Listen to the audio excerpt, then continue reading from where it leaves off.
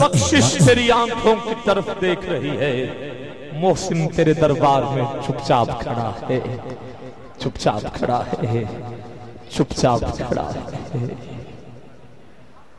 یہ تھا یہ کلام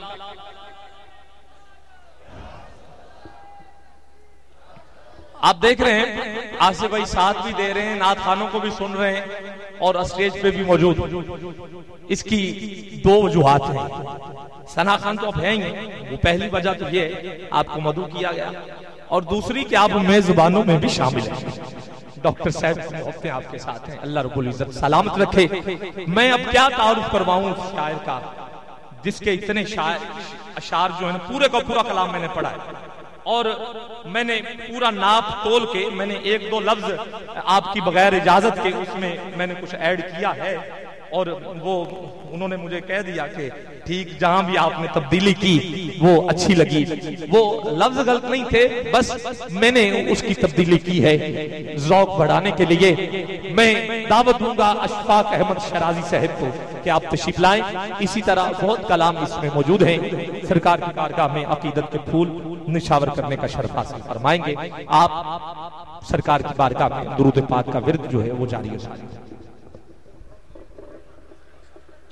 اعوذ باللہ من الشیطان الرجیم، بسم اللہ الرحمن الرحیم۔ مولا صلی وسلم دائما ابدا علی حبیبک خیر الخلق کلہم، هو الحبیب الذی ترجی شفاعتہ لکل حول من الاحوال مقتحم۔ سامعین محترم، ہماری نہایت خوش بختی کہ اللہ تبارک و تعالیٰ نے ہم ایک مرتبہ پھر اپنے پیارے محبوب کی خوبصورت محفل میں طلب فرمایا۔ دعا کریں آپ کا اور میرانہ حضور اپنی بارگاہ میں قبول و منظور فرمائے۔ بے حد مشکور ہوں ڈاکٹر طاہر بھائی کا، ان کی تمام انتظامیہ کا جنہوں نے حضور کی محفل کو سجایا۔ اللہ تعالیٰ ان کی کاوش کو اپنی بارگاہ میں قبول و منظور فرمائے۔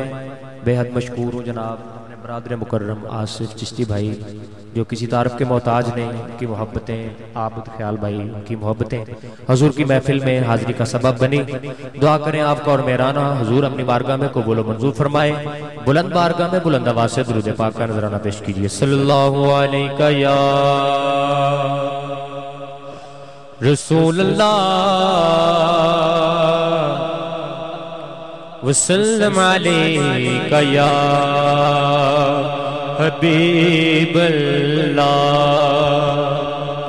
اٹھے نظر تو ان کے کرم پر ٹھہر گئے، دل کیا سنور گیا، میری قسمت سنور گئی۔ ہجرے